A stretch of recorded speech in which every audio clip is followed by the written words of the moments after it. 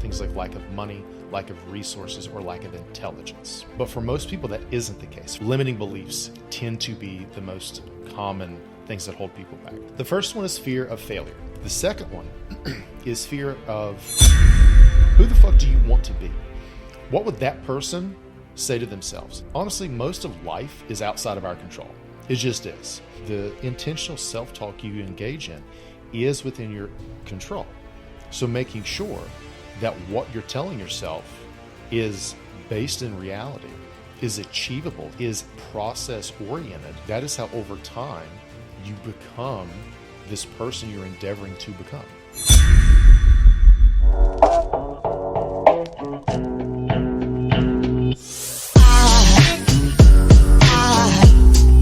Aside from my soul.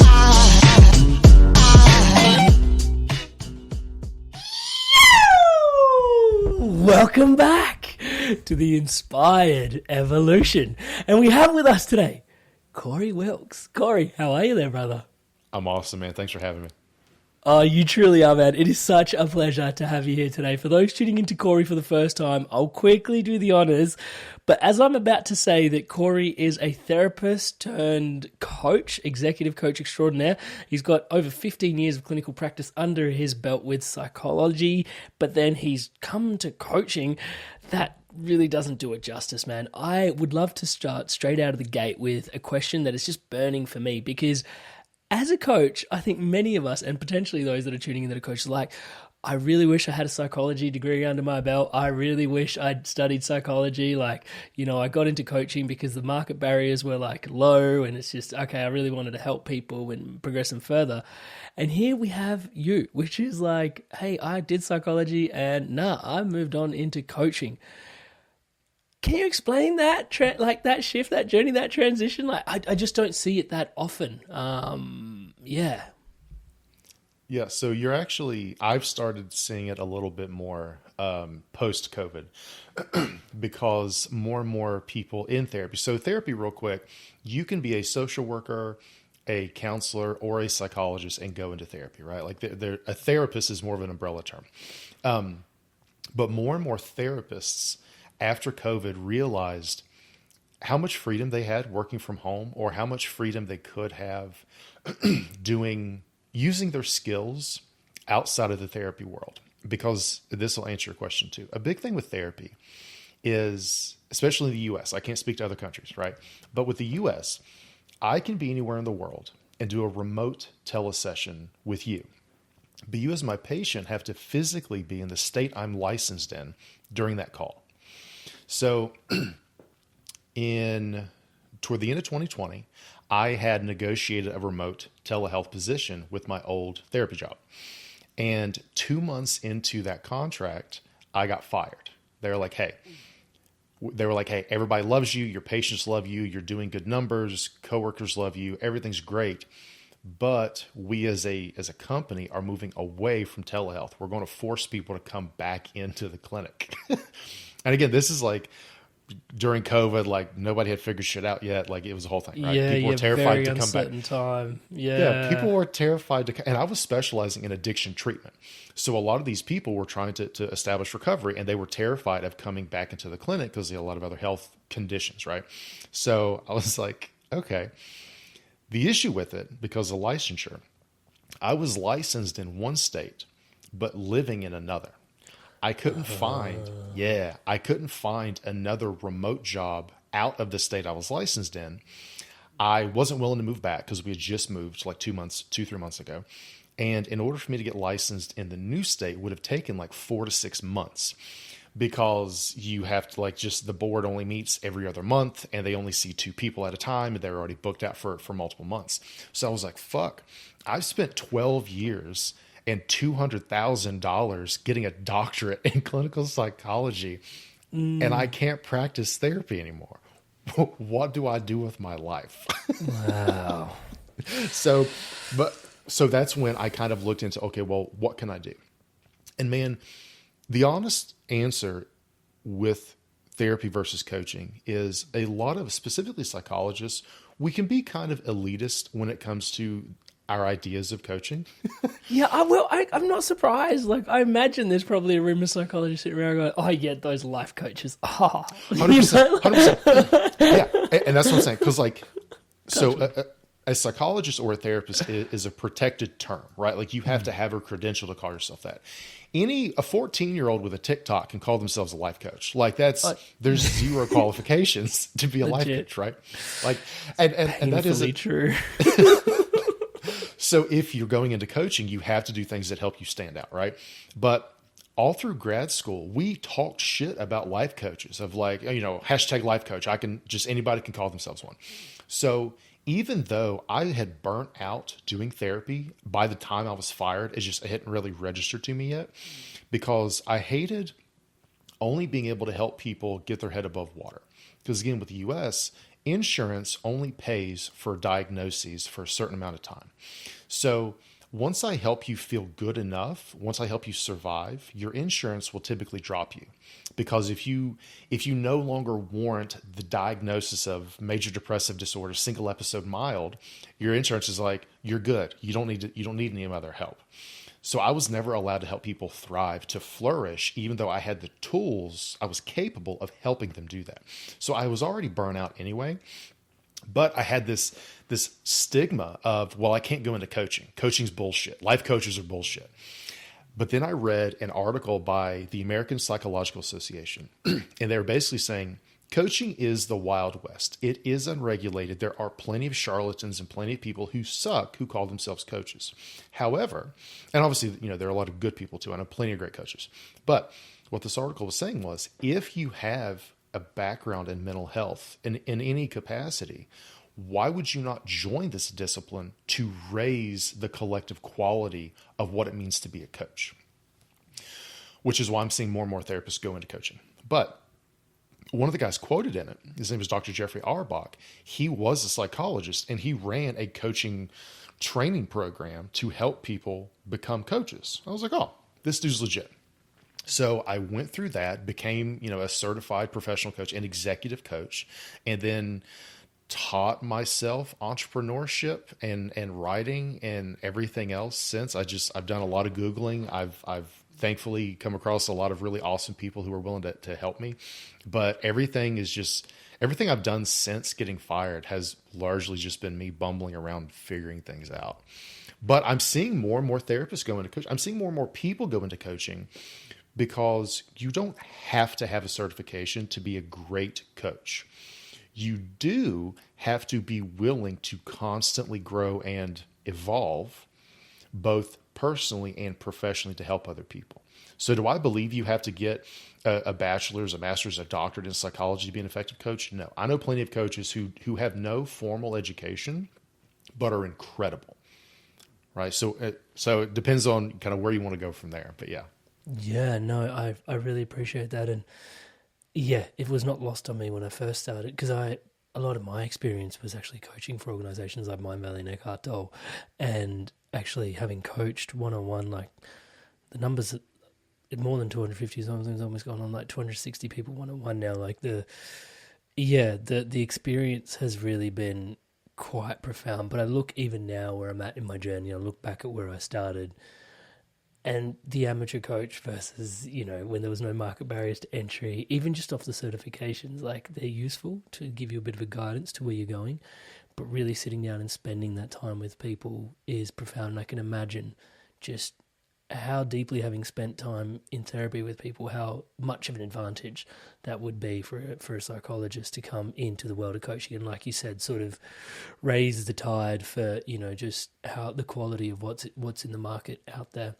There's so much in there, but I think one of the things I'd like to sort of just unpack is, in there, you've gone from a past where you're helping ill people get to neutral, from what I'm hearing. It's like, because then insurance almost, like, even though you wanted to help them thrive, it sort of cut them off. And now you're going from a place of like people that are generally neutral, or, going from a well, like baseline well enough space to like high performance and doing extremely well.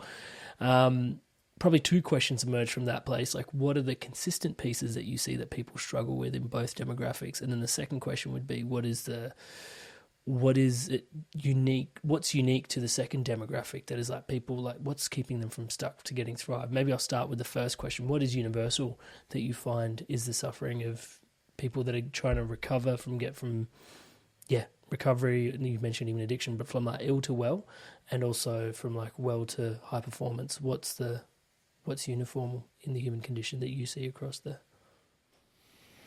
So to preface, when I did therapy, I mostly worked with people who were very low on the socioeconomic ladder. Okay. So people who were very undereducated, a lot of times enmeshed in poverty. So tons of barriers, just for day to day, right? Like some people, they needed $5 to pay for gas to even drive to their appointment. And that was sometimes too much for them they're like, hey man, I gotta cancel. Yeah. Right. So if you think about it like Maslow's hierarchy, right? Maslow's hierarchy of needs, before you can go to the higher tiers of his hierarchy, right? So whether it is before you can focus on getting awards or doing things you enjoy or getting a lot of money, you have to just be able to have your basic necessities met, right? Shelter, food, water, safety, things like that. So once you have those, then you can kind of start to go beyond that, right? So a lot of people I worked with, because I worked in what's called rural Appalachia. So if you're familiar with the U.S., it's just that's where I was. And there are a lot of just poor, undereducated people there. Not exclusively, but that was a lot of what I worked with. So a lot of what they are struggling with is just basic necessities, right? Versus when I would work at a private practice and people would pay cash sometimes to do therapy with me, they were higher up Maslow's hierarchy, right? They had food, they had shelter, they were pretty good. They made decent money that they could pay for therapy out of pocket. But one of the things that I saw them all kind of struggle with to some extent was their own limiting beliefs, right? And this actually also answers your second question. Most people think that the main things holding them back are things like lack of money, lack of resources, or lack of intelligence. But for most people, that isn't the case. For some, yes, when you are low on Maslow's hierarchy, yes, you have to get those basic things met. But after a certain point, those are no longer holding you back in the way that you think they are. And again, this isn't saying specifically with, if you're banging heroin or something, you got some other shit going on, right? Or if you're so depressed or you have, suicidal ideation, there's other shit going on, right? Those are niche cases. For the majority of people, limiting beliefs tend to be the most common things that hold people back. And there are two types of main limiting beliefs that I tend to talk about. One is personal narratives. Specifically, a lot of people have a toxic personal narrative. And what a personal narrative is the story we tell ourselves about ourselves, what we're capable of in the world around us. So for example, if I tell myself that I am broken, that I am not good enough, that is going to influence how I show up in the world, how I show up in my relationships, how I show up in my work, how much I apply myself, right? So there are times like, even though I may actually be intelligent enough to do something, if I believe I'm not good enough, I'm not actually going to apply myself nearly as much, right? Or maybe I grew up in a very critical, toxic environment. And what most adults, hopefully at some point, realize is if they have this critical personal narrative. Well, when you're growing up, maybe your mom was super critical. So she was always telling you you're not good enough. You need to, do X, Y, or Z to have any sense of worth. Well, at first, this is an external voice, right? This is your mom or an ex or a boss or somebody saying this to you. Well, as you get older, this external voice seeps into your mind and becomes an internal narrative.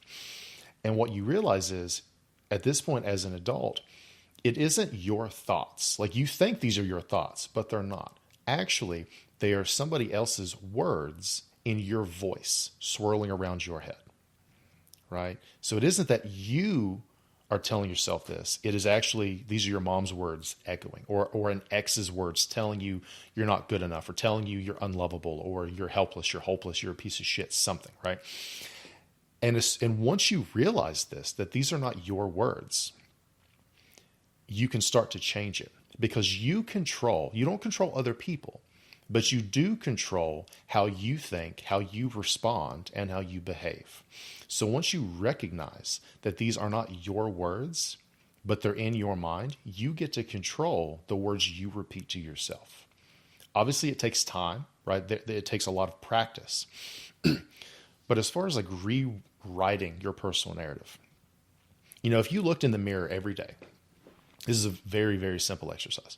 But if you looked in the mirror every day and you said, I am fat, I am stupid, and I am ugly, regardless of your actual IQ, your actual perceived, attractiveness or whatever, if you said that every single day, once a day for a year, your truth, your reality by the end of that year is going to be that you're fat, ugly, and stupid, right? Versus if you did the opposite. If you said, and you don't have to do like, was it from the help? Like, you was kind, you was smart, you was important. Like, you don't have to like repeat something like that, right? Like, find something that works for you, but you can say something as simple as, I am capable, I am improving every day, I have potential that I'm actively seeking to achieve something. Whatever works, like, don't make it super cringy, but like whatever works for you, right? And it may feel awkward at first, but again, whatever you consistently do, you get better at. So if you consistently practice that over time, at the end of a year, that can become your truth. That can become your reality. Okay? Because like, going back to the practice thing, some people are Olympic level worriers because they have so much practice worrying. Well, some people are Olympic level shit talkers because they're so good at hating themselves, at talking shit to themselves, right? It's okay if this new practice feels awkward and you suck at it. You're kind of supposed to suck at it because you're new to it. But if you consistently show up, if you consistently try to identify these toxic personal narratives, if you consistently try to practice rewriting them, be more intentional with your self-talk, over time, that can change. So that's it with personal narratives. You have questions for that or comments? Yeah, well, there's a couple of things in there, which is, I imagine there's places where the words from our environment, whether it's our relationships, our mother, our father, our girlfriend, our boss, our, whatever, drop in. And like you said, I love the way you distilled it from like the outside voice becomes the inside voice, and just the sort of insidiousness of the fact that turns into your, like, you hear it in your own voice, but it's someone else's voice in your own head. But then even, I think, I just wanted to sort of tune in a little bit around the environment as well, because, those sort of, like, I'm just conscious of watching, even just the environment that my son is growing up in, like watching whether I don't want to say behave abundant, but like, if I'm arguing with his mother about finances, I'm not necessarily talking to him and saying anything to him, right? But potentially that's seeping into his consciousness that, finances aren't something to fight over, or, resources are scarce and limited, and yeah, just I'm conscious that the environment also might be playing a subliminal factor, piece in the background of its, yeah. Very much that, and like cultural or societal expectations, right? So one of the things I consistently hear from people who are children of immigrants is, when you're a child of immigrants, you're basically allowed to be like a doctor, a lawyer, an engineer, maybe an accountant, or a failure. Those are your 5 fucking options. So like, and again, like, obviously, like, I'm a white American dude, like, I'm pretty like majority demographics, like I check off, right? But I consistently hear that from other people, right? And it's just like, well, if I want to be a content creator, if I want to become a coach or an entrepreneur, like, that's that 5th option of I'm a failure. Like, my family won't understand, right? And that tension, that pressure, that internal just judgment, yeah, it holds so many people back. So again, man, like, it isn't that you're not smart enough to become a coach or an entrepreneur or create content or a podcast, whatever.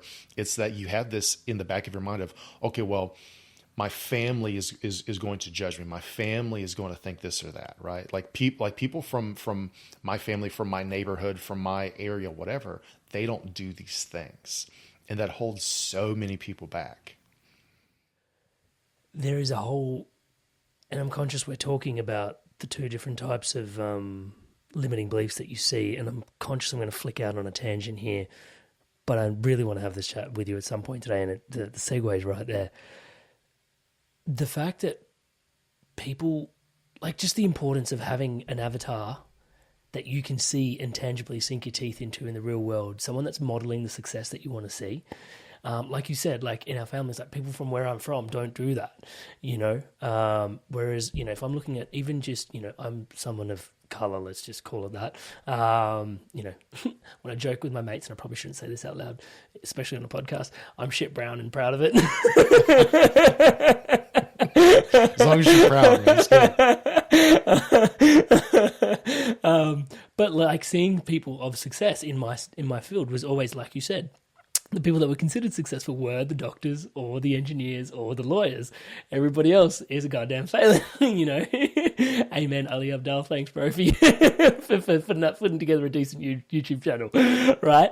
And so then I started to go, whoa, like just the importance, like just to be able to see someone similar to me, and it shouldn't matter, right? Just the fact that we're all humans and we're all one, it shouldn't really matter, but it does, right? Being able to see someone that looks and behaves someone similar to you, has a similar cultural soup to you, seeing them do something that you want to do, just how valuable is that for someone? Yeah. So it's, you know, representation is super important, right? So again, like I'm speaking as a largely white dude in America, right? Even me, when I was growing up, I grew up what's called a holler. Okay. The actual word is hollow, but we pronounce it holler. Because you know, Appalachian country folk are like, oh, I live up a holler. But the actual word is HOLLOW, hollow. I didn't know that was the word until I was like in college. I was like, oh, it's a holler. They're like, that isn't a fucking word. So, because it's a holler, like it's sort of like a valley, like mountain area. And like growing up, we would yell, we would holler, and it would carry to somebody on the other hill, right? Yeah. Yeah. But the thing is, man, like when I was growing up, I thought about, you know, being a doctor or an entrepreneur or something like that. But all the ones that I saw didn't sound like me. They didn't have my accent. They weren't from the place I was from, right?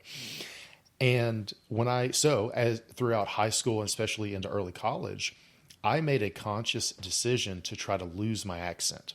Because like, look, successful people don't sound like me. I'm not trying to be some fucking hick redneck person, right? I'm too cultured for that. I'm too intelligent for that. Whatever bullshit, elitist bullshit I told myself. So I actively like try to sound like a fucking newscaster and just like lose all of my shit. And then one day, yeah, very much, right? And then one day I was at like a fraternity party, and I don't drink. And I didn't at the time. I haven't drank since I was like 17. But at that party, a lot of people were drinking. And as you drink, you lose your inhibitions a little bit. And all of a sudden, everybody else who also didn't have accents, their accents started coming out because they had loosened up. And we realized, holy shit, each of us has tried to lose our accents to fit in, but we all have them. And I realized over time that like everything that I really love, my fondest memories are inextricably rooted in my accent and my heritage and where I come from. So it's like for me to try to sever my connection to that is just leading to a lifetime of misery. Like who the fuck am I trying to impress if people won't accept me with my accent, with my upbringing, whatever, right? So then I decided to just let it kind of creep back in because that allowed me to be more authentic. And I wrote I wrote an article about it a year or two ago and about this experience. And it kind of ended with like, let me introduce myself. My name's Dr. Corey Wilks. Like I'm a doctor, I'm an entrepreneur, and I say y'all. Like I'm from a holler, right? And it's just like, you can like representation is so fucking important. So like I wrote that piece and I try to do what I do, obviously to help everybody else, but to show that next kid that maybe is like me, that is growing up in a holler and they say y'all instead of you all. They have these other country slangs. I want them to feel like they can succeed because there's at least one person that somewhat looks like them who has proven the model. So yeah, I fully agree, man. Like representation is so important. Yeah, and I think there's you elicited two very important points there, that it's important for us to be able to step into where we want to go, and also if that potentially doesn't exist, just finding that log to stick on the fire, which is like, if it doesn't exist, this is potentially a torch that I can burn for the people, like the generations to come, because nothing should be off limits. So I'm conscious I went down that rabbit hole. We were talking about the greatest resource is actually resourcefulness, and the point that there were two types of limiting beliefs. The other point within the personal narrative piece, which you said between the 2 points, we went into personal narrative being one of the key things that is a limiting belief for people that are trying to get from well to high performing.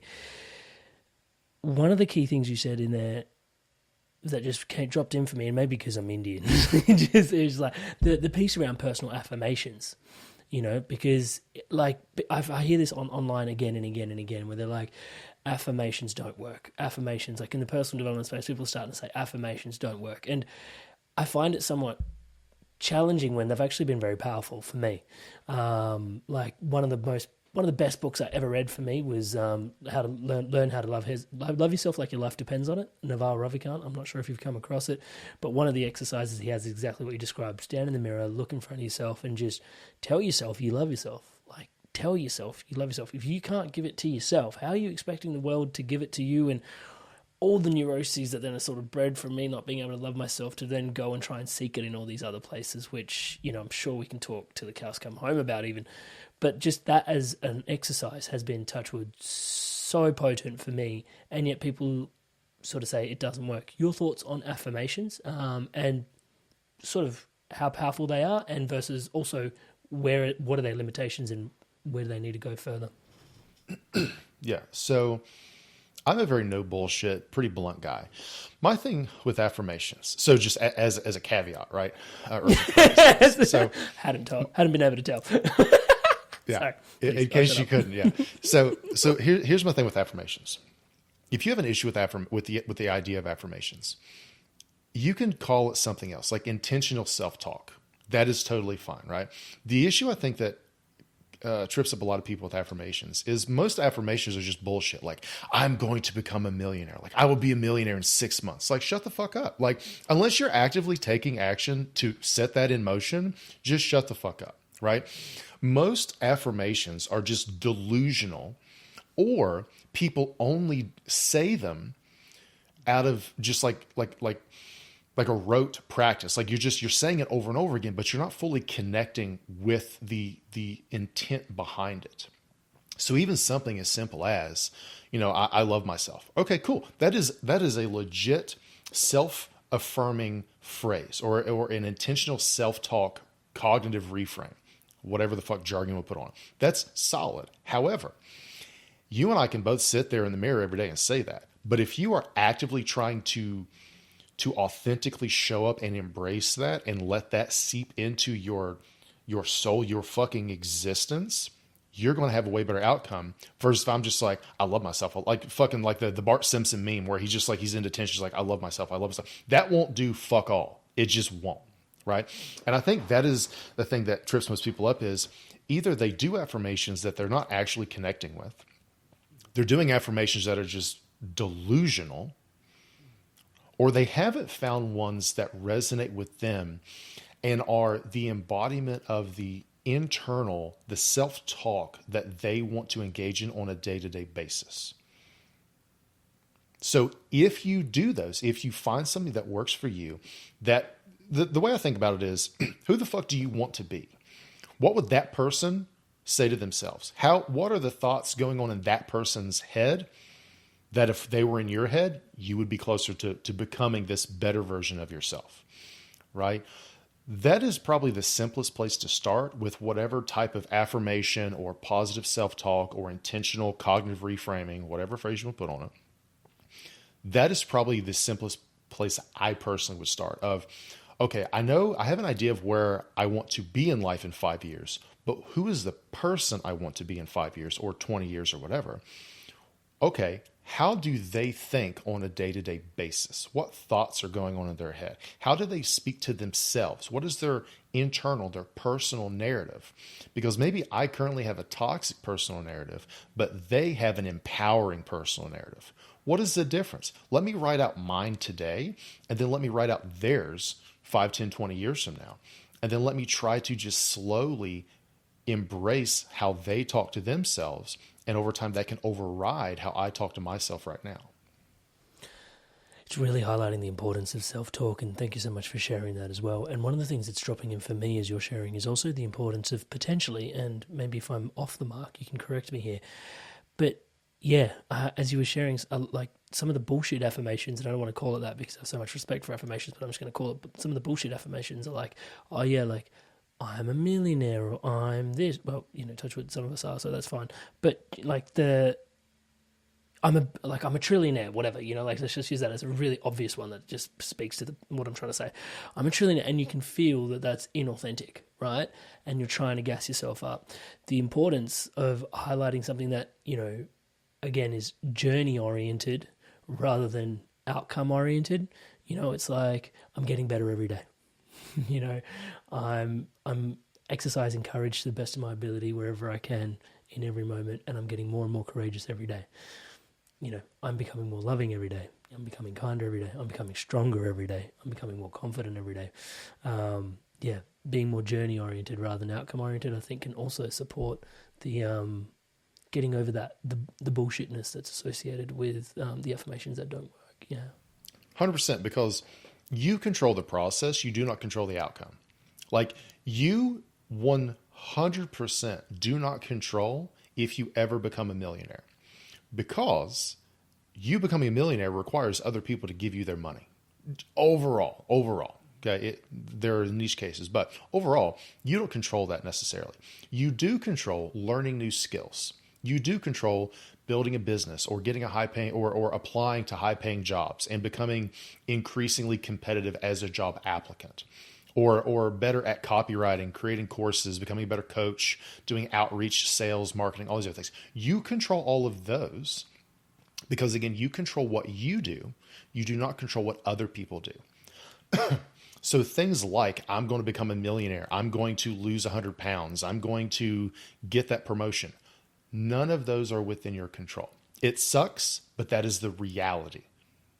You do control if you are making healthy decisions, if you're walking, if you're eating better, if, again, you are learning new skills, if you are applying for promotions or different jobs. You control all of those, but you do not control anything after that point. But learning to focus on that process where you do control things will help you feel empowered. Because when we, honestly, most of life is outside of our control. It just is. When we focus on all those things that are outside of our control, we feel helpless, we feel hopeless, we feel powerless. But even if only 1% of everything that goes on in life is within our control, if we focus 100% of our time, energy, and attention on that 1%, that is how we feel empowered. And we feel that we have a sense of agency, right? Even something as simple as, let's say you're at a red light. You yelling at the red light, you getting pissed off, you revving your fucking engine doesn't change the red light. You do not control the red light. What you do control is leaving earlier tomorrow, taking a different route, right? Or even just doing some deep breathing to calm down, because as soon as the light turns green or whatever, you're going to speed off, and then the cop's probably going to pull you over for speeding. You control if you calm down. You control if you take a different route or leave earlier. You don't control the red light. So any time, energy, attention you spend on that red light, on things out of your control, is just wasted. Your internal narrative, your personal narrative, your internal monologue is within your control. The affirmations, the intentional self-talk you engage in is within your control. So making sure that what you're telling yourself is based in reality, is achievable, is process-oriented within your control, that is how over time you become this person you're endeavoring to become. I love that, bro. Thank you so much for sharing the insights in that space. Yeah, comfortably can move on to the second space where you see limiting beliefs kick in for people. Sure. Yeah. These are what I call the 4 horsemen of fear. Oh, I'm so excited to talk to you about this today. So, calm down. Let him speak, Amrit. This is usually the thing that people really connect with. So the 4 horsemen of fear are the most common limiting beliefs as a group that I see. Other than personal narratives, these are the most common. The first one is fear of failure. And this is one everybody's familiar with, right? This is the one that says, well, what if I'm not good enough? I'm going to fail. I'm not X enough. I'm not smart enough. I'm not capable enough, whatever, right? And the issue with this horseman is it kind of stops you from even trying. It's like, well, I really want to start a podcast. Yeah, but podcasts are super complicated, and I don't even know where to start. I don't know what like microphones I should get, or what software I should use. Nobody'd probably listen to it. I'm not even going to try. Yeah, I don't have anything valuable to say. Yeah, I don't have anything valuable to say. Nobody will give a shit about me or my story or what I have to share. So think of how many, and even people listening, right? Think of how many times maybe you've thought about starting a podcast, writing a book, doing a business, starting something else, traveling more. But before you even begin, you're like, yeah, but it probably won't work out. You have no idea, right? But this is the first horseman, the fear of failure. The second one is fear of ridicule. And fear of ridicule is basically judgment. Like, what are other people going to think or say about me? Right? If how will my family react if I tell them I want to be a content creator? Right? How will my colleagues respond when I tell them I became a coach or I'm thinking about becoming a coach? Right? Because again, I come from this academic background. Like it can be elitist. Like, how are some of those people going to respond?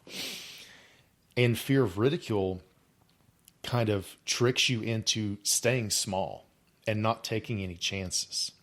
Right? And then there is fear of uncertainty. Fear of uncertainty is basically where we're so afraid of making the wrong decision, we end up making no decision. Things like procrastination, perfectionism, things like that, they can be rooted in a fear of uncertainty.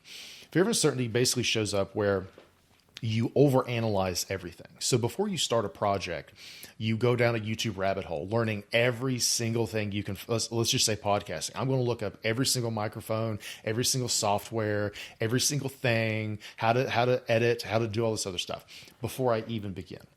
And what ends up happening is you spend days, weeks, months pre-optimizing, overanalyzing, paralyzed by overanalysis that you never take action.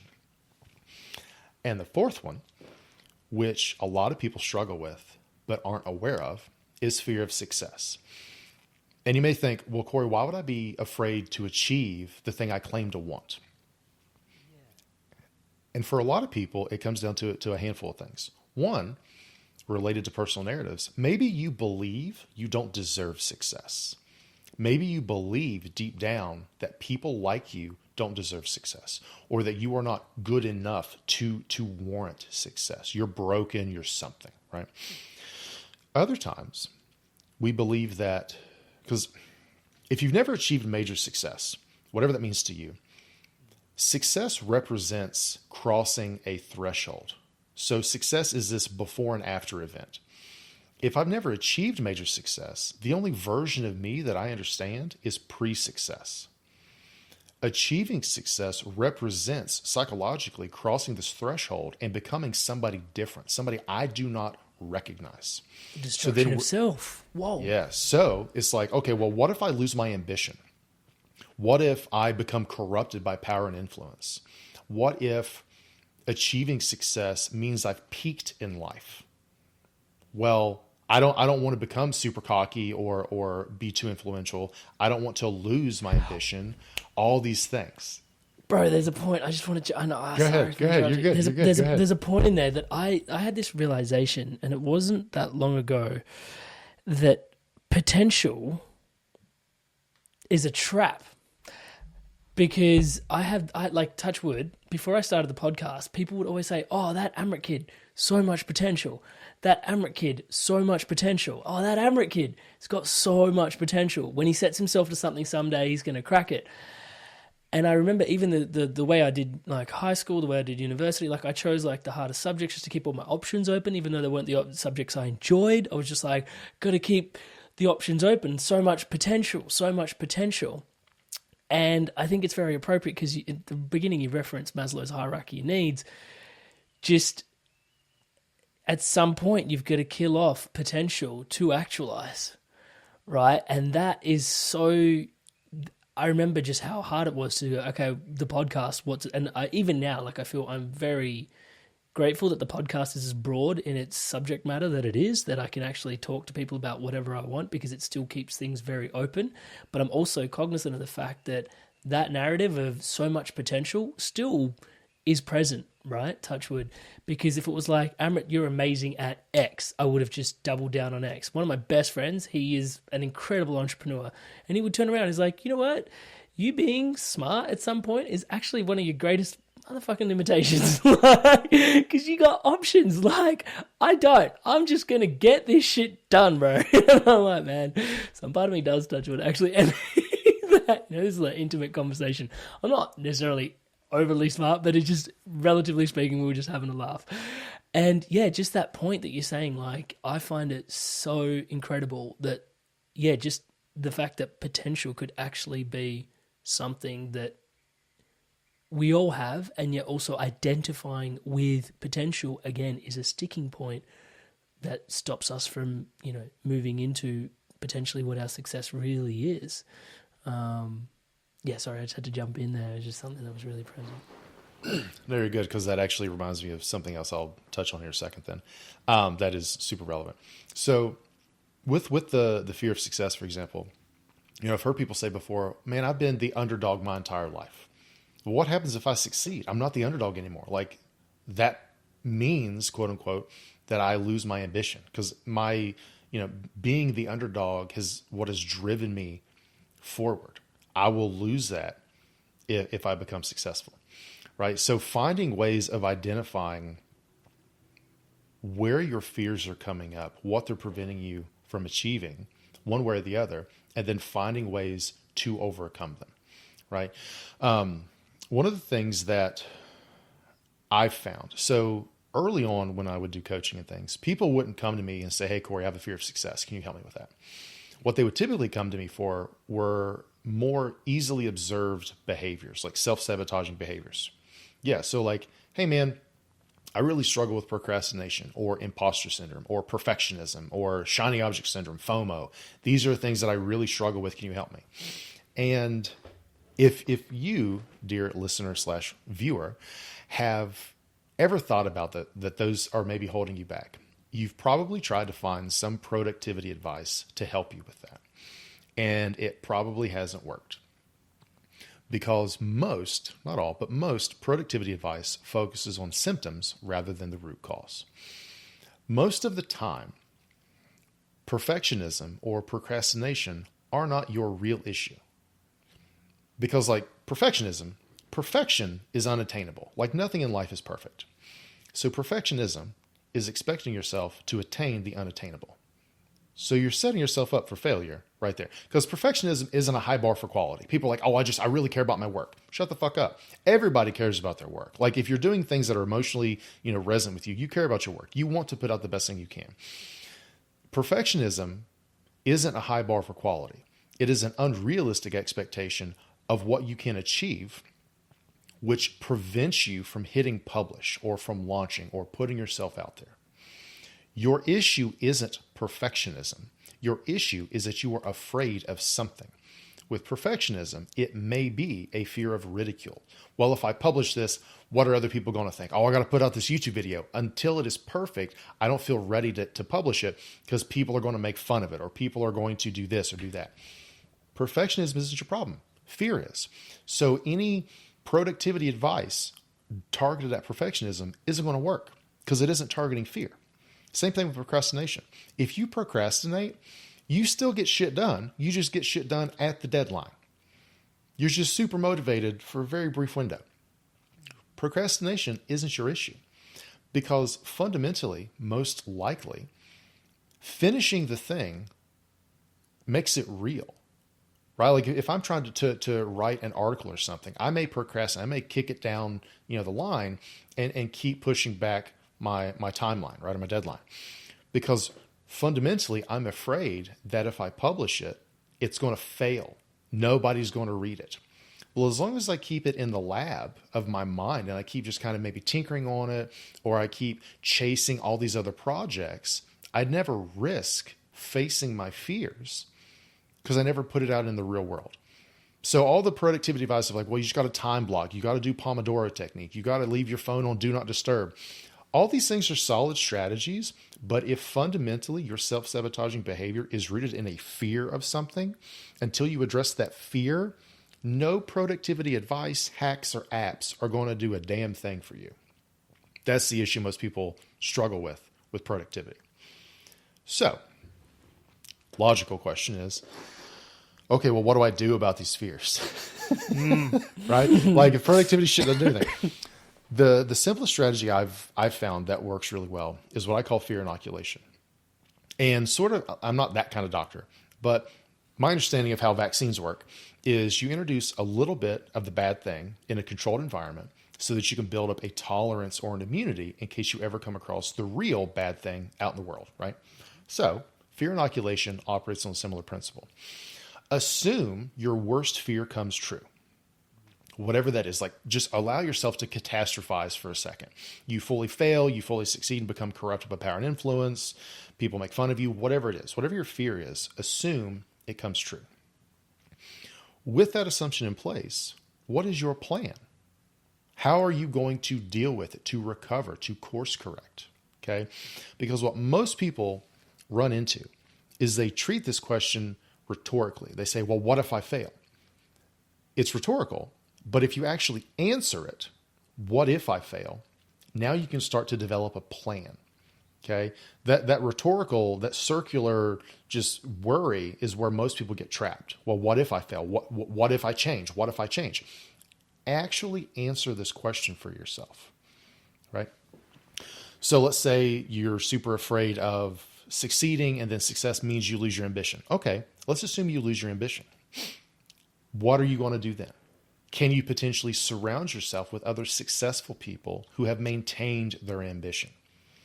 If succeeding means you peaked in life, how can you learn to see it less as you've peaked in life and more as you've scaled your first mountain and are now at the beginning of the mountain range?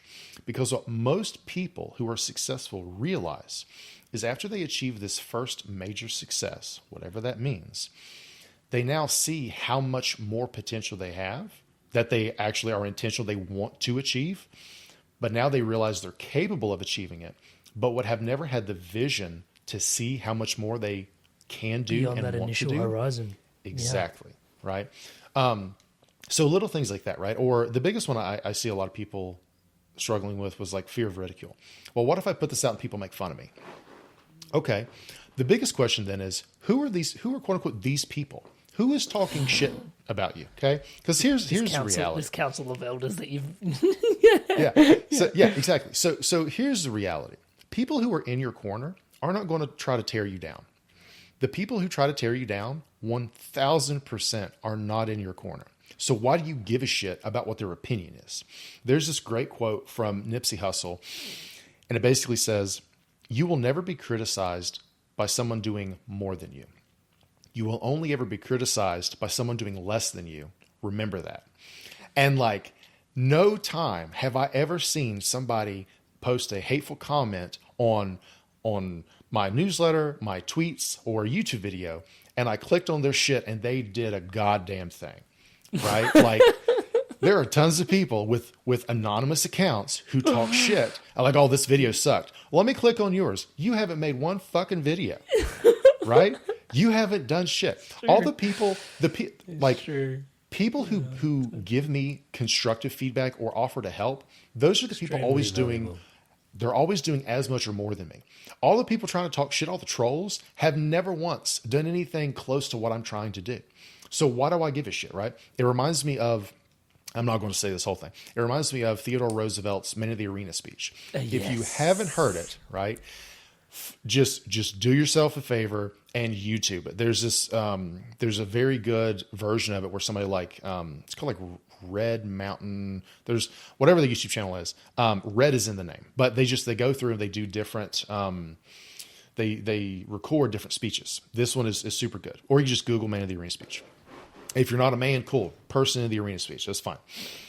But the idea is, it isn't the critic who counts. It is the man who is in the arena, right? And so I do Brazilian Jiu-Jitsu, which is basically grappling, the martial arts form of grappling. If you've ever seen like MMA or UFC or things, anytime they're on the ground and they're doing they're trying to break somebody's arm or strangle them unconscious, that's usually Jiu-Jitsu. I do that.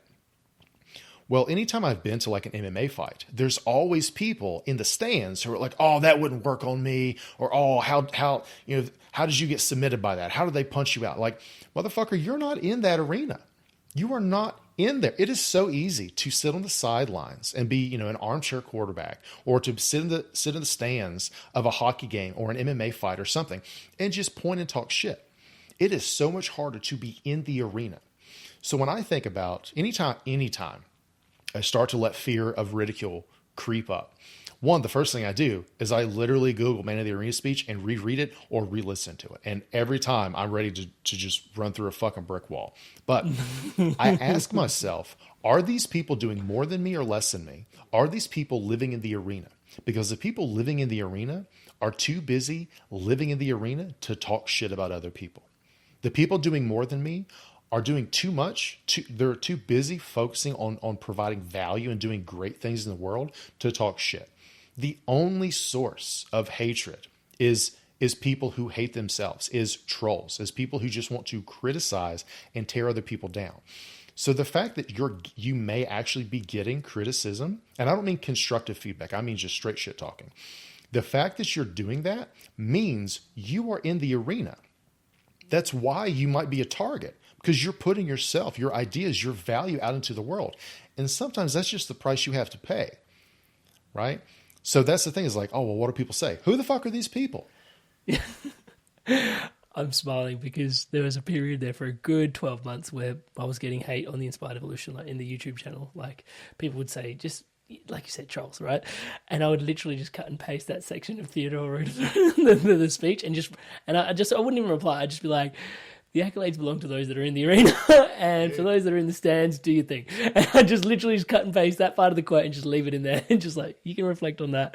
I'm out of here, But yeah, I think it's really interesting as well, just because we were talking about self-talk before, and just how our self-talk becomes also our outer talk.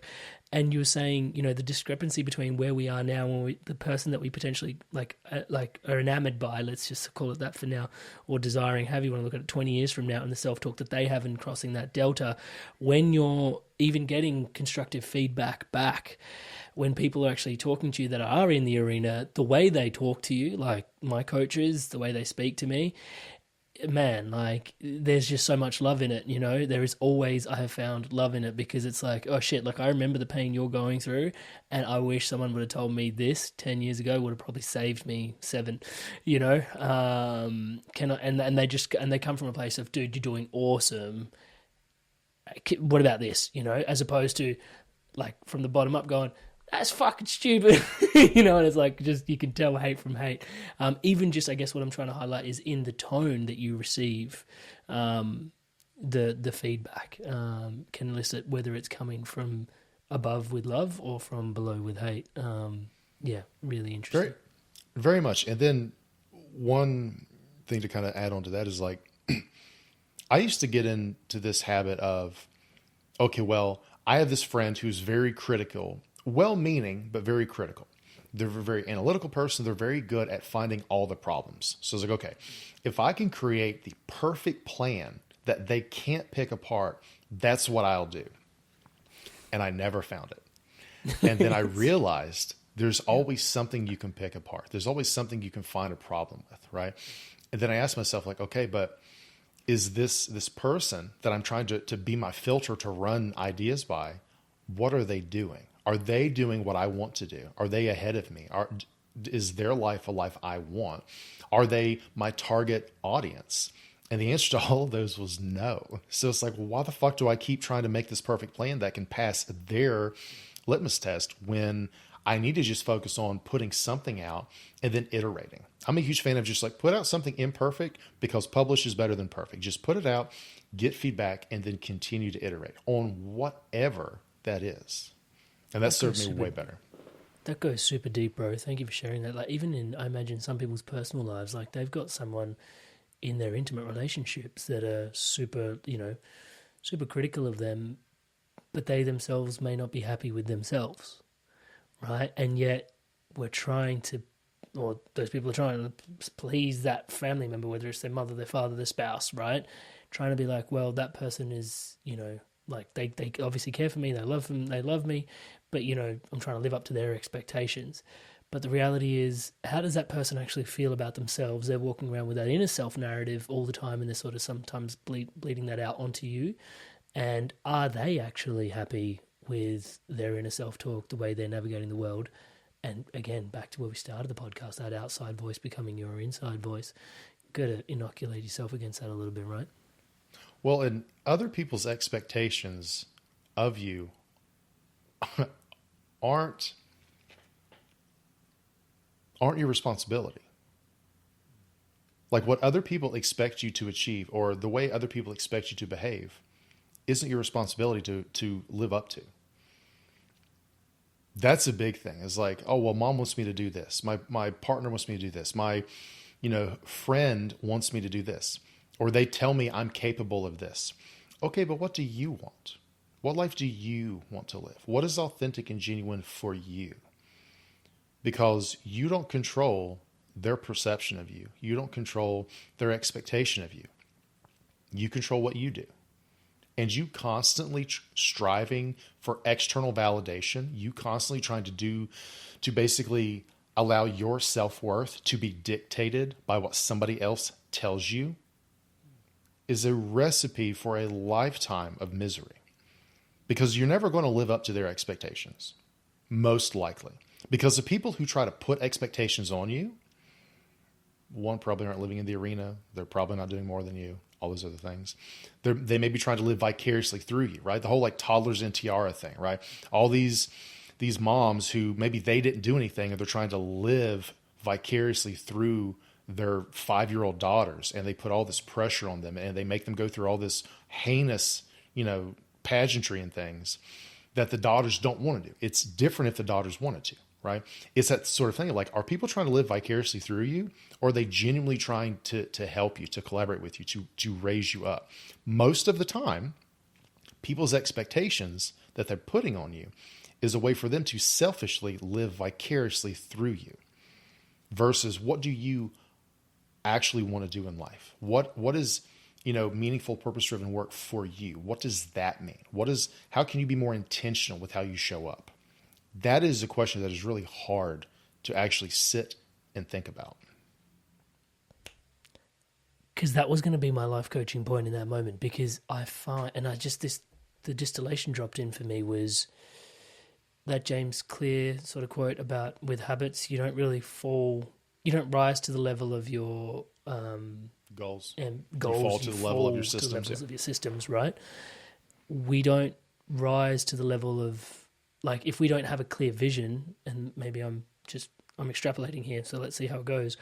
We may not rise to the level of, like if we don't have a vision, we'll end up falling to the level of people's expectations, right? If we don't actually have something that's a bit of a guiding light within us. Because I think, and I often reflect on this in life coaching, is a lot of people, and it's surprising, like if you're tuning into this podcast, just ask yourself this question: have you taken the time to detail out, even if it's just like half a page, even if it's a paragraph, it could be 4 lines, what your ideal future 5 years, 10 years from now looks like? It's a simple enough question, and yet the majority of people that I speak to don't have it detailed out. Yeah, I'm not saying detailed out like in a manuscript. Like, yes, I totally do that in my life, but it's not for everybody. But even just taking a moment to go, this is what I'd like to experience, this many kids, this is what I'd like to sort of see transpire in my work life, financially, this is where I'd like to be, emotionally, what I'd like to feel, relationships-wise, what I'd like to experience, even just the kind of character I'd like to become in the world. I find if we don't have that, we're much more like a flag in the wind flapping about, and the wind source is actually other people's expectations, would you say? Yes. And obviously, this is, potentially more of like a Western-ish idea of more individualistic versus collectivistic. I know other cultures this may not be overly applicable for. I'm biased and I will think that, yes, you should be true to yourself and not other people. But to add on to what you said, a very simple exercise, just like you said, like think about the person you want to be in 10 years, 20 years, whatever. And then kind of look at, I would do two categories, external and internal. External, what do you achieve? What do you have, right? So if you have a family, if you have whatever, right? If you have, you're living in a good house, whatever this thing is that you want, right? Again, all these are outcomes. You don't control them, but they're things to strive toward, right? Because you can put processes in place to hopefully achieve those outcomes. But the other category, which a lot of people neglect, is the internal. Again, how do you think on a day-to-day basis? How do you talk to yourself? How do you show up emotionally for those around you, right? How do you have a sense of contentment, or are you still overrun with anxiety? Are you able to practice deep gratitude, or are you always chasing more, right? Have you defined enough, or are you chasing more? These are two categories that give you a much more well-rounded idea of the person you want to become, rather than only the external category, which is just, you're just chasing shit, right? And that's sort of like that hedonic treadmill of more and more and more. But that internal piece too is like, okay, but who do I want to be outside of all the tchotchkes and the baubles and everything else? Who do I want to be? How do I want to speak to myself? That is a piece that most people overlook, which is why most people, it sounds like a Dr. Seuss quote, but no matter where you go, there you are. Meaning, you are always with you. Your thoughts, your narratives, those are always with you. And this is a reason so many people spend their entire day, their entire lives, jumping from one distraction to another. Either you're watching this, you're listening to that, you're checking your phone, you're talking to this person, you're going through emails, and you're constantly busy. Yes, you may have shit you need to do, and you may be listening to podcasts like this one for enrichment. Thank you for listening / watching. But there comes a point where you're not doing it because you're trying to fully show up. You're doing it to distract yourself because you actually hate the thoughts in your head. And then when do those thoughts come back? Because those thoughts are like if you ever seen any horror movie, right? Those thoughts are slow, but they're always right the fuck behind you, right? Like any serial killer, like they're always right there, right?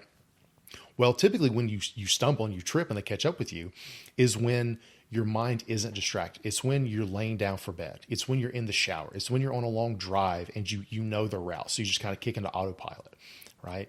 These are all times when your thoughts come back to you. And there's this, was it Blaise Pascal quote about, I'm going to butcher it, but basically all of man's problems stem from his inability to just sit alone by himself in a room, right? You can Google the full quote, but that's the gist of it, right? And a very simple exercise that is very uncomfortable is go to a restaurant by yourself and eat by yourself, and don't bring your phone. Like don't have your phone out and just sit there. One, it's a great mindfulness exercise. If you're into mindfulness and things, it's a great one. But more importantly, it forces you to take a hard look at you and the thoughts that are in your head that are always there, but you just stay distracted so you don't pay attention to them. Well, you can't change these thoughts until you face them and accept them and start to deconstruct them. Well, in order for those to happen, you have to cultivate stillness. You have to cultivate periods in your day or in your life that allow you to just sit and observe the thoughts that you're carrying with you all day, every day. Very few people do that. And morning and evening journaling practices are also solid for that. But if you want to really push yourself, go somewhere, or even at your own house, you can do it at your own house too, but eat, no TV, no phone, no laptop, and just sit and think, or sit in just a room you don't have to eat, but just sit in a room by yourself. It's very, very hard to do. But if you do it, it is a truly transformational practice.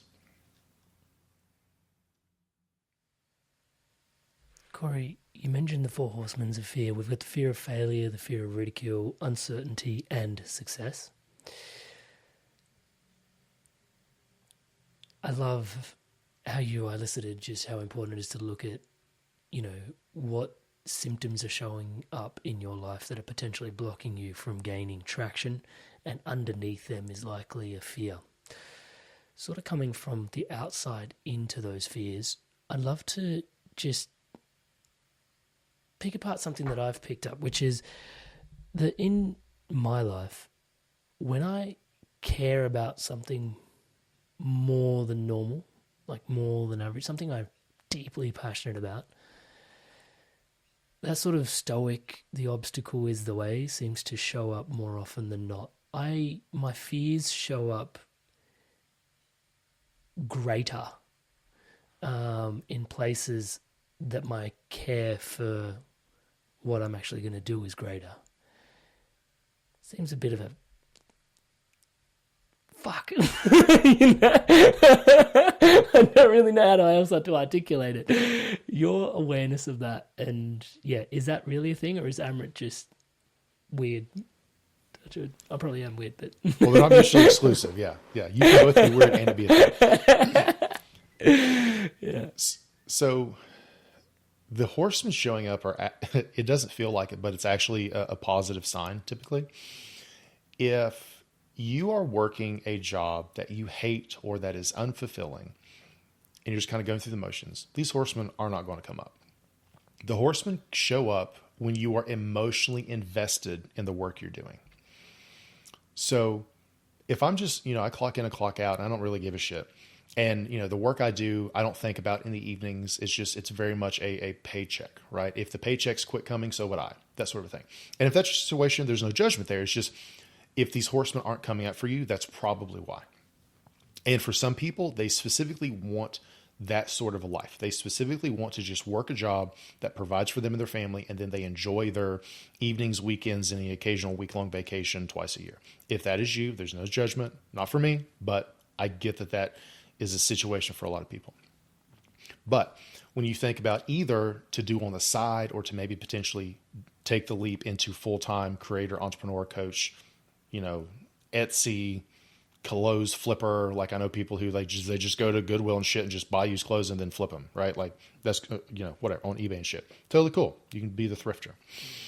Whatever this is, if you're thinking about doing it, thinking about writing, starting up a channel, doing a newsletter, whatever this creative endeavor, more entrepreneurial endeavor is, that is when the horsemen are going to come up. And they also cycle. So maybe with this, let's say I'm going to start a podcast. Well, maybe initially it is fear of ridicule. So then I try to make it perfect. I pre-optimize. I waste all this time. And then after I push through that horseman, because I realize, it's going to suck at first, MVP, it'll be fine. Well, I push through that one. But then maybe over time, fear of failure comes up. Well, what if nobody listens to it for 100 episodes, right? And then I push past that. Well, then maybe fear of success pops up. Okay, well, how is this going to change? Like, what if, now everybody knows who you are and you have, no anonymity in life, right? These can cycle, right? And even if I conquer them or I deal with them, I subdue them for the podcast, well, maybe I want to start up a different business. Well, now they may come up all over again, right? They're constantly showing up. It isn't about making them go away 100%. It's about subduing them enough so that they don't hold you back. That is the main goal. So don't think like, oh, well, shit, I still kind of care what people think.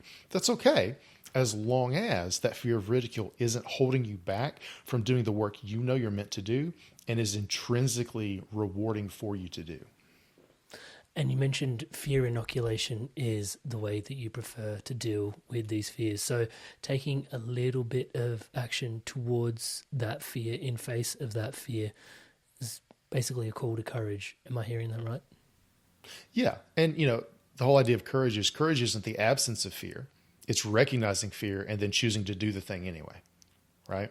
That is, courage to me. And with fear inoculation, that there are many other ways that you can go about it, but that is usually the simplest one to begin with.